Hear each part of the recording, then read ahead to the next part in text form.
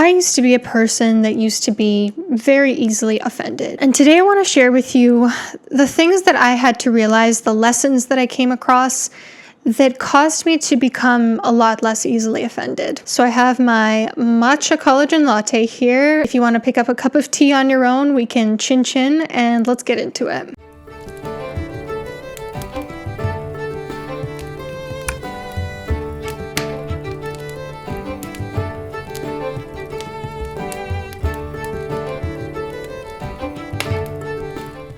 The first lesson that I realized that helped me get less offended is that it's okay to not agree with somebody 100%. And if you're hearing this and you've never been a person that's been ever easily offended by things, you might be thinking, what? Isn't that obvious? Of course, there's a ton of diversity in people's beliefs. Why would I be offended that somebody doesn't have 100% the exact same beliefs as me? I had to do a lot of personal growth to come to a place of maturity to just agree to disagree sometimes. And I had to realize that not agreeing 100% with somebody's beliefs doesn't make that person a bad person. I think that sometimes there's resistance to this idea because we assume some beliefs are very egregious and unforgivable. For example, when I very strongly identified as a liberal, I couldn't understand how someone might possibly be conservative because of the conservative policies that hurt immigrants, people of lower socioeconomic status, women, and so forth. But what I came to realize is that human beings can rationalize and justify pretty much any belief under the sun. We can make compelling arguments for even the most bizarre beliefs.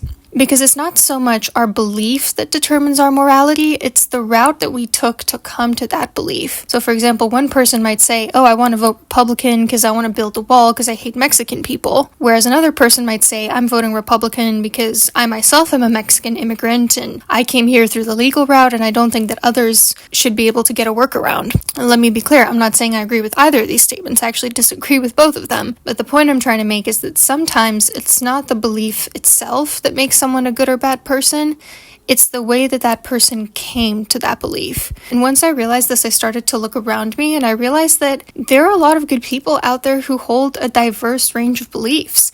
Diversity isn't just important when it comes to how we look, it's also important in terms of how we think. Because if there's no diversity of thought, then we end up in an echo chamber. So let me tell you a story. I was once at a Thanksgiving party, and this was during a time when I was super liberal, very much identified with it, and was honestly very aggressive about the way that I thought about politics. This family friend was making me a cocktail, and I said something along the lines of, like, how terrible Republicans are. I don't remember exactly what I said. But he looked at me and he was like, you really think so?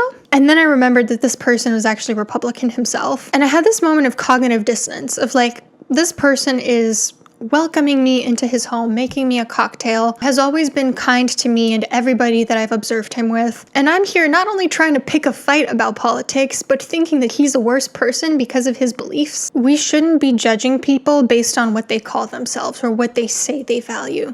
We should be judging people based on how their character actually is, how they actually treat the people in their lives. And this actually relates to another lesson that I had to learn that made me less sensitive, which is that words are cheap. What people call themselves is a lot less important than what they actually do. For example, I've noticed that a lot of men who call themselves feminist do not behave in feminist ways. I'll just leave it at that. You know, it's often like a badge of honor that they wear as a way to get more female validation. But if you actually look at their actions at face value, they're not behaving in ways that are dignified towards women. So there was this classmate that I had, and one of my friends told me that he doesn't identify as a feminist, he's against a lot of that ideology. And when she told me that, I was like, oh my god, that's terrible. What a terrible person. I hate him now. I ended up in a class with him, and I ended up in a specific class where we were supposed to break off into groups. And I was in a group with him and like two other men, which is like super rare in clinical psychology programs, but I ended up being the only woman in that group. And I'm like a more soft-spoken person. I wait for everybody else to say what they have to say before I speak. And so as you can imagine, the other members of the group greatly spoke over me. Didn't leave much room for me to speak myself. Except for this one classmate who self-identified as not being a feminist, was very attentive to the dynamics of the group, noticed that I wasn't speaking as much, and asked me about my opinion and gave me the chance to speak up. And I realized in that moment he had done a very feminist thing. It didn't matter what he called himself. His actions had proven his values more than his words ever could. This also relates to a discussion I had with my father-in-law, maybe like a year or two ago. So my father-in-law is Russian, and obviously I'm Eastern European as well. And we were talking about like different slurs that Eastern Europeans have for each other. And he was telling me that like Russians have a slur for Ukrainians and Ukrainians have a slur for Russians. And how when he first heard this slur that Ukrainians have for Russians, he didn't realize it was a slur because words don't actually mean that much. The energy with which they're said does. We were talking about how when you speak to somebody from a place of hate or contempt or disdain or whatever, that's when the person realizes, oh, these words are being used as weapons to hurt me. Somebody could be saying perfectly polite things to you, perfectly kind words, with a tone that absolutely lets you know they cannot stand you. And by the same token, somebody could be saying things that are maybe not super polite with a lot of endearment. You know, like somebody called my cat fat on TikTok the other day. It wasn't with like the intention of hurting my cat's feelings or hurting my feelings. They were saying, oh, I have a fat cat too.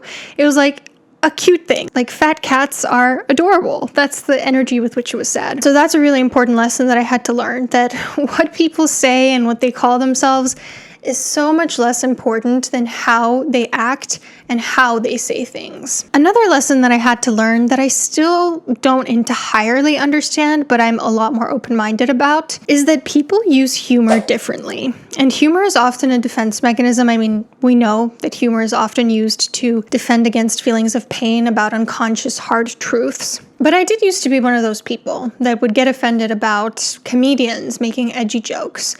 And I think being with my husband for almost 6 years at this point, he's a very funny guy. He loves jokes. He loves comedians. He's not like offensive by any means, but he enjoys a more edgy type of humor. And I always used to think that if somebody is joking about something, that's what they mean deep down, right? That's the implication, that the joke is based on like a stereotype that deep down they actually believe. But I came to realize that not everybody sees things that way.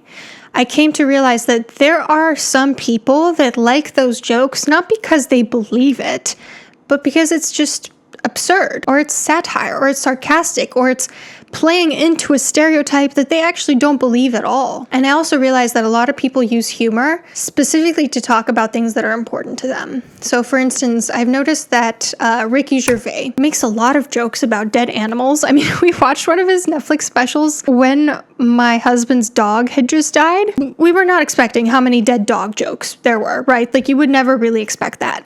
And the reason is that Ricky Gervais actually cares a lot about animal cruelty. And so you would think, hearing that, you would think, oh, this person hates animals, or this person thinks that animal cruelty is funny. No, actually, the contrary is true. Ricky Gervais cares a lot about animal welfare, and that's why he's joking so much about it, because it's on his heart. I will say, though, I use lesson number 2 when thinking about lesson number 3, meaning when someone is using edgy humor, I pay attention to how they say it. I feel like you can kind of tell when someone's making a joke to be cruel versus when they're making a joke because they just think it's silly. Like, for instance, no one can ever make me like Bill Burr. Sorry, it's just not going to happen, because I feel like I can just tell he does not respect some of the people that he jokes about. When deciding how to evaluate humor, thinking about the energy with which it's said is sometimes more important than what is actually said. I also used to be one of those people that would say, certain topics are just off limits. You can't joke about them. But now I kind of think like, well, it depends on the joke, because,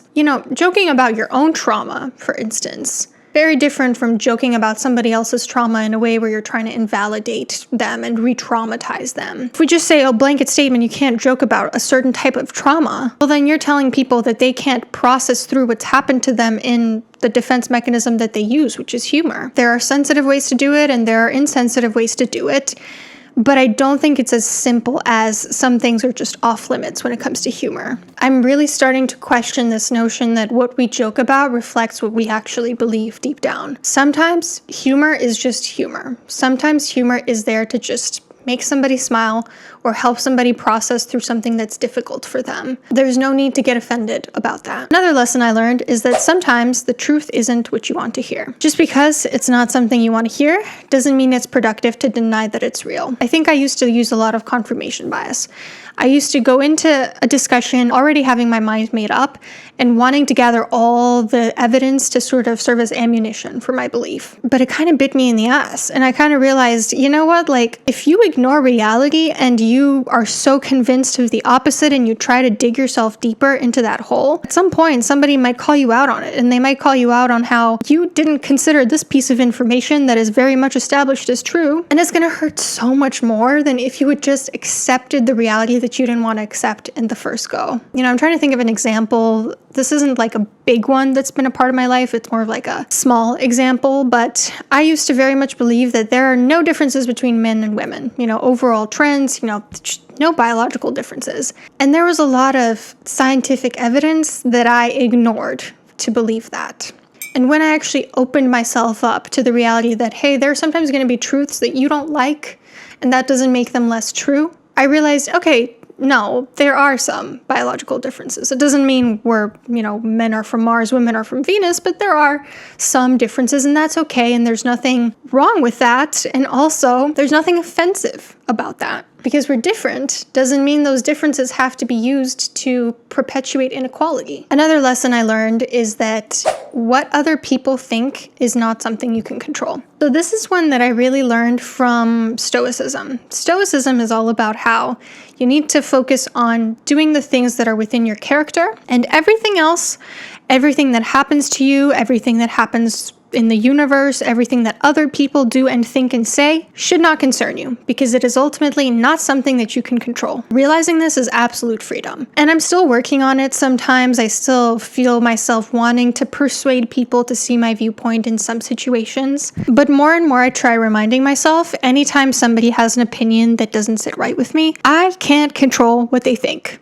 So stop trying. And again, going back to that first lesson, we can agree to disagree. We don't have to agree 100%. You can think this thing that maybe I find offensive, but I'm not going to try to change your mind, and I'm not going to assume that you're a terrible person. And the last lesson I realized, this is something I've touched on this channel before, but it is not anybody else's responsibility to tiptoe around your triggers. Lately, I've been noticing even like horror books that have trigger warnings. And I'm like, is this necessary? Because when a person goes into the horror genre, typically they know there are going to be themes of death or mental illness or trauma or abuse. Is it always necessary? I love the expression, if you only ever do easy things, your life will be very hard.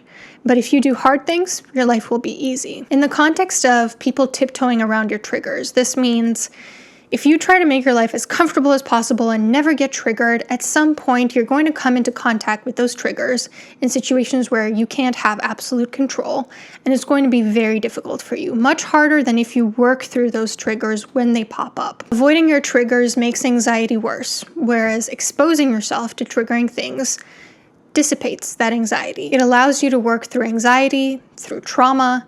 It allows you to get stronger, like no pain, no gain. Stress sometimes is there to make us stronger.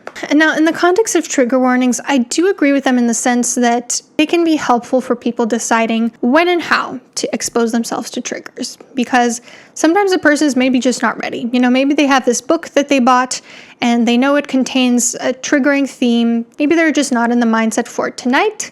And so by having that trigger warning, they can pick it up tomorrow when they feel more ready. The issue with that, though, is that in the real world, you're not going to get triggers for the hard stuff. So if you try to make your triggers perfectly manageable at all times, you're going to be very unprepared when life throws something triggering your way. And we also know from studies that trigger warnings don't really deter people that actually need them. Like people with eating disorders, for instance, when they see hashtag trigger warning eating disorder, if anything, sometimes they trigger themselves on purpose because they want to get deeper into the issue. And I say this as somebody who had an eating disorder for 10 years. In summary, I just feel like life has been so much easier when I stopped trying to control what other people say and do all the time and stopped taking everything so personally. I'd love to hear from you, if this is something that you've struggled with, how you overcame it, or how you're maybe thinking about overcoming it, any lessons that you learned that I didn't touch on today. So definitely share your thoughts in the comments. All right, I will see you soon.